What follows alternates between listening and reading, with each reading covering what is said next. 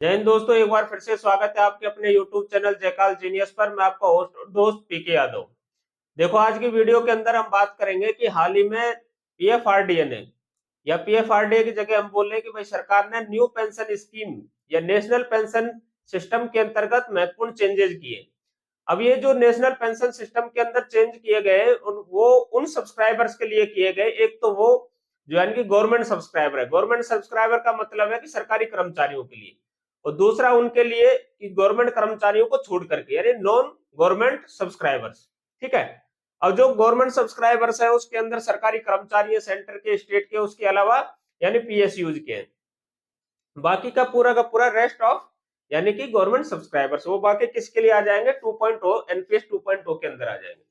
अगर हम बात करें एनपीएस 2.0, इसको किसने नाम दिया है? पीएफआरडीए ने दिया है। इसके अंदर बहुत सारे बड़े चेंजेस किए गए हैं, लेकिन इन बड़े चेंजेस से जो सरकारी कर्मचारी हैं उनके ऊपर क्या इफेक्ट पड़ेगा इन नियमों का।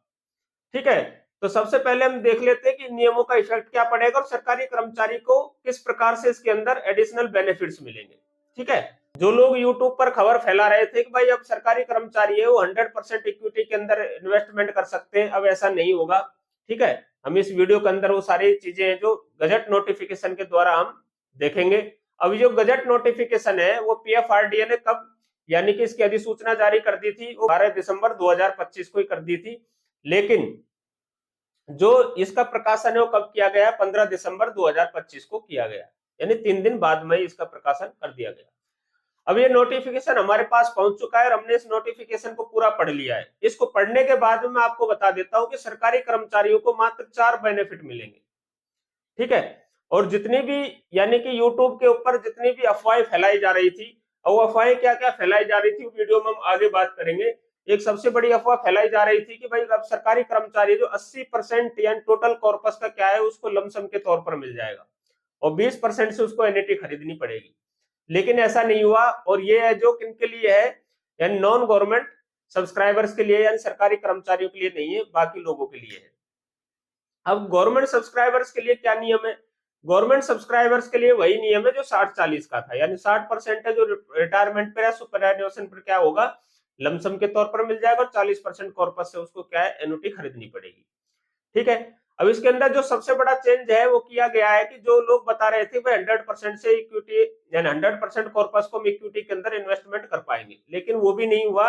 और उसकी जगह क्या हुआ कि पहले गवर्नमेंट कर्मचारी जो LC25 और LC50 दो ही प्रकार की क्या स्कीम है जो चुन सकते थे, ठीक है, इक्विटी के लिए। लेकिन अभी तीसरे प्रकार की और इसके अंदर एड ऑन कर दी गई है LC75, यानी कि कहने का मतलब कि अब टोटल कॉर्पस का 75% इक्विटी के अंदर यानी शेयर मार्केट के अंदर सरकारी कर्मचारी अपना पैसा लगा पाएंगे। ठीक है। ये सबसे बड़ा चेंज हो गया। अगर मैं तीसरे सबसे बड़े चेंज की अगर मैं बात करूं, मान लीजिए कोई सरकारी कर्मचारी है वो 60 वर्ष की एज के बाद में सुपर एन्युट हो गया या रिटायरमेंट कर गया।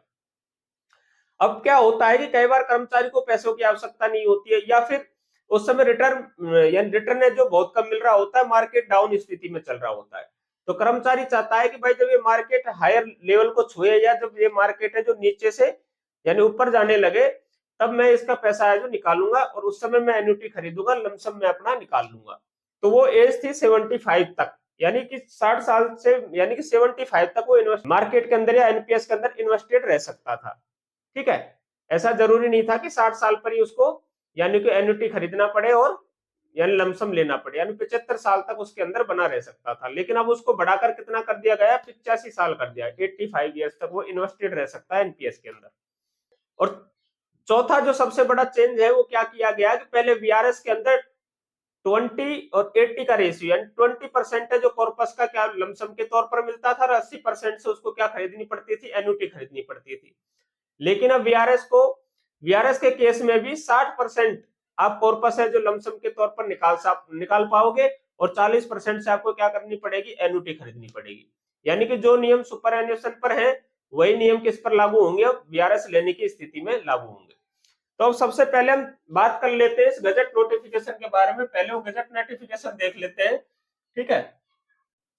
और हाँ, अभी तक आप लोगों ने हमारे YouTube चैनल को सब्सक्राइब नहीं किया, चैनल को सब्सक्राइब जरूर करें और वीडियो को अधिक से अधिक लाइक और शेयर करना बिल्कुल ना भूलें। ठीक है। तो वीडियो में बढ़ते हम अब आगे। वैसे तो इस गजट नोटिफिकेशन को पूरा पढ़ पाना बड़ा मुश्किल है, लेकिन फिर भी हम देखेंगे, पढ़ने की कोशिश करेंगे। ठीक है, अगर आपको इस गजट नोटिफिकेशन की कॉपी चाहिए या आप इसको पढ़ना चाहते हैं, ये गजट नोटिफिकेशन है जो मैं क्या है ना मेरे व्हाट्सएप चैनल पर डाल दूंगा। इस व्हाट्सएप चैनल पर डाल दूंगा, और इस व्हाट्सएप चैनल का जो लिंक है मैं डिस्क्रिप्शन बॉक्स के अंदर डाल दूंगा। यदि अभी तक आप लोगों ने हमारे व्हाट्सएप चैनल को ज्वाइन नहीं किया है तो आप नीचे डिस्क्रिप्शन में जाकर के व्हाट्सएप चैनल को जरूर ज्वाइन करें, क्योंकि मैं वहां पर इसी प्रकार के लेटर्स और कई महत्वपूर्ण चीजें जो उसके ऊपर डालता रहता हूं। तो आपको क्या है, जो चीजें मैं वीडियोज के माध्यम से नहीं बता पाता तो मैं उसके अंदर उनको यानी शेयर कर देता हूँ व्हाट्सएप चैनल के अंदर। तो आप हमारे व्हाट्सएप चैनल को सब्सक्राइब जरूर करें, क्योंकि बहुत सारी चीजें ऐसी होती है जिनको मैं यानी कि नहीं बता पाता हूँ, वीडियो नहीं बना पाता हूँ उनके कारण। कहीं मैं बाहर भी होता हूँ कई बार, तो बाहर होने की वजह से मैं वीडियो नहीं डाल पाता हूँ, तो मैं व्हाट्सएप चैनल के माध्यम से आप लोगों को सूचित कर देता हूँ। तो आप हमारे व्हाट्सएप चैनल को जरूर ज्वाइन करें। ठीक है, देखो एक्स्ट्रा ऑर्डिनरी भाग 3 खंड 4 प्राधिकार से प्रकाशित, पब्लिश्ड बाय अथॉरिटी। ठीक है, नई दिल्ली, सोमवार दिसंबर 15 दिसंबर 2025। अब यहाँ देखना आप, पेंशन निधि विनियामक और विकास प्राधिकरण आदि सूचना, नई दिल्ली 12 दिसंबर 2025। ठीक है, ये काफी, अगर आप यहाँ पर देखोगे बहुत लंबा चौड़ा ये क्या है, गजट है। अगर मैं यहाँ पर टोटल पेजेस की बात करूं तो हम यहाँ देख लेते हैं कितने पेज का है।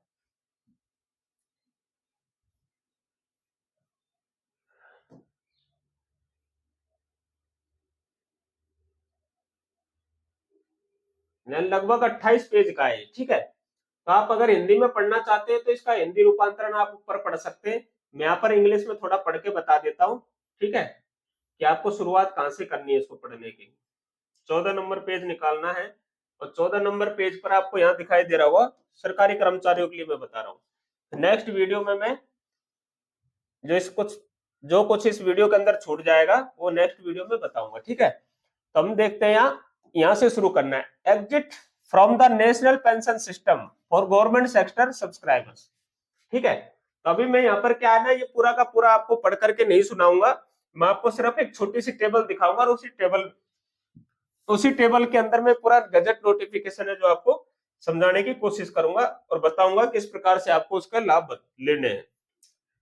जो 4 चीजें मैंने शुरू में बताई थी, मेनली वही है, वही चेंज है। ठीक है, बाकी और कोई चेंज नहीं है, और कोई जो भी छोटे मोटे चेंज है उस टेबल के माध्यम से मैं आप लोगों को यहाँ पर समझा दूंगा। ठीक, ये देखो, यहाँ पर आप देखो टेबल 1 गवर्नमेंट सेक्टर। ठीक है, ये भी इसी गजट नोटिफिकेशन के अंदर है, आप इसको भी गजट नोटिफिकेशन में देख पाओगे। ठीक है, तो यहाँ देखो एग्जिट सिनेरियो इवेंट, और यहाँ पर क्या है, एन्युटी है। ठीक है, और यहाँ पर लमसम है, ये लमसम। आपको बस इस टेबल के अंदर 3 ही चीज देखनी है। ठीक है, पहले एग्जिट सिनेरियो क्या रहेगा, अपॉन रिटायरमेंट एज पर रेगुलेशन 31A। ठीक है, और upon discharge from service age पर रेगुलेशन 31D। तो सबसे पहले चीज तो वो 31A क्या है और 31D क्या है।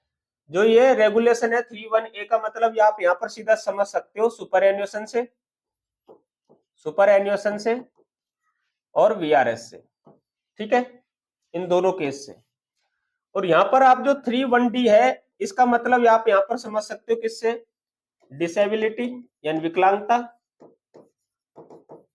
और किससे, इनवैलिडेशन। ये 2 केस में आप समझ पाओगे। ठीक है, अब आपको यहाँ पर 31A 31D है जो आपको क्लियर हो गया होगा। अब देखो,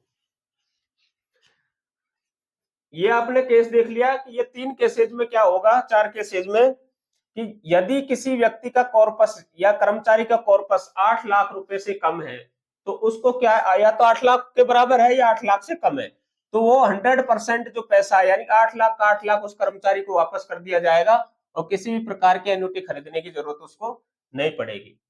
ठीक है, इसके अंदर 3 केस बनेंगे। एक बनेगा कौन सा, यदि उस कर्मचारी का यानी कि कॉर्पस, टोटल कॉर्पस है वो 8 लाख से 12 लाख के बीच में है, तो उस कर्मचारी को क्या है कि 6 लाख रुपए तो क्या मिल जाएंगे, तुरंत तत्काल प्रभाव से लमसम के तौर पर मिल जाएंगे, और बाकी जो बचा हुआ जो रेस्ट अमाउंट है उसकी क्या खरीदनी पड़ेगी, उसको एन्युटी खरीदनी पड़ेगी। क्या खरीदनी पड़ेगी, एन्युटी।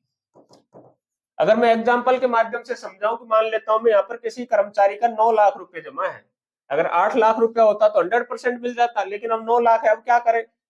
अब तो बोलेगा कर्मचारी यार अब तो फंस गया मैं। जी नहीं, 9 लाख में से 6 लाख रुपए उसको मिल जाएंगे लमसम के तौर पर, और जो बाकी बच गए 3 लाख, इससे उसको क्या खरीदनी पड़ेगी? एन्युटी खरीदनी पड़ेगी। क्या खरीदनी पड़ेगी? एन्युटी, जिससे उसको क्या है, पेंशन के तौर पर वो अमाउंट मिलता रहेगा जिंदगी भर या जीवन जब तक वो जिएगा। ठीक है। अब देखो, अगर उस कर्मचारी का यानी कि टोटल कॉर्पस 12 लाख से अधिक है, तब क्या होगा?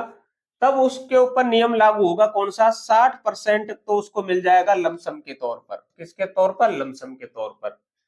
और जो बाकी बचा हुआ है 40%, इससे क्या खरीदनी पड़ेगी उसको? एन्युटी खरीदनी पड़ेगी। अब समझ में आया आपको? ये किसके मामले में होगा? ये 4 सीन के यानी कि सिनेरियो में होगा, 4 कंडीशन में होगा। कौन कौन सा? वीआरएस, सुपर एन्युएशन, डिसेबिलिटी और इनवैलिडेशन। ठीक। अब मान लेते हैं कि वो कर्मचारी या तो रिजाइन कर देता है एनपीएस के अंदर, या फिर क्या कर, या उसको विभाग है जो क्या कर देता है, रिमूवल या डिसमिस कर देता है। तो उस केस में क्या होगा? उस केस के अंदर जो टोटल कॉर्पस यदि उस कर्मचारी का 5 लाख या 5 लाख से कम है, तो क्या होगा? उसको 100% वापस दे दिया जाएगा, पहली कंडीशन। या फिर वो उसके ऊपर ये दो, अगर वो पूरा पैसा नहीं लेना चाहता तो ये कंडीशन अप्लाई हो जाएगी 20, 20, 80 की। ठीक है। अब अगर इस टेबल में हम आगे चले,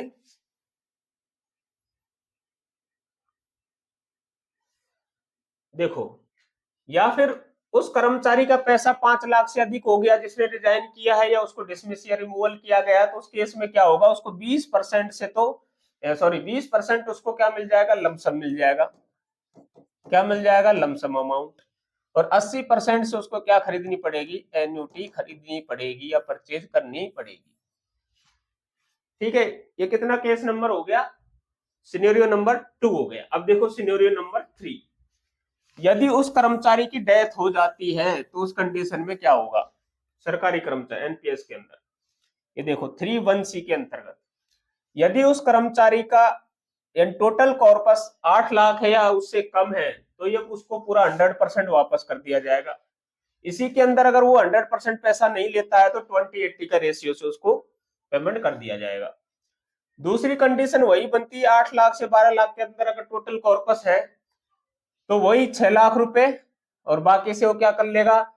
ये भी खरीद सकता है, यानी सिस्टमेटिक विड्रॉल अमाउंट भी वो ले सकता है। या फिर वो भी नहीं लेना चाहता तो वो क्या कर सकता है? वो उसकी जगह में कर सकता है कि 6 लाख रुपए ले सकता है, बाकी बचे हुए से एन्युटी खरीद सकता है। या फिर तो या तो 6 लाख रुपए ले सकता है और बाकी के बचे हुए अमाउंट से उसको एन्युटी परचेज कर सकता है। ठीक है। अगर वो भी नहीं करना चाहता तो 20% उसको कैश मिल जाएगा और बाकी 80% से उसको एन्युटी खरीद सकता है। अब जो लास्ट जो कंडीशन है वो बच जाती है आपकी कौन सी? यानी 12 लाख से अधिक है तो 20% उसको क्या है? लमसम मिल जाएगा, 80% से उसको क्या है? एन्युटी खरीदनी पड़ेगी।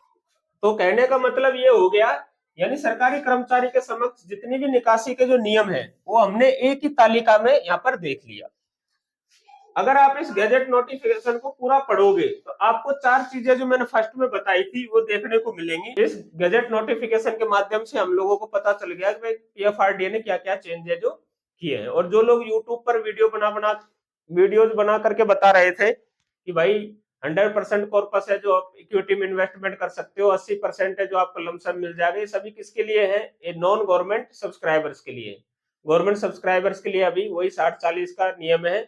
बस एक कंडीशन जोड़ दिया कि एलसी 75 में भी यानी 75% कॉर्पस आप इक्विटी के अंदर इन्वेस्टमेंट कर सकते हैं।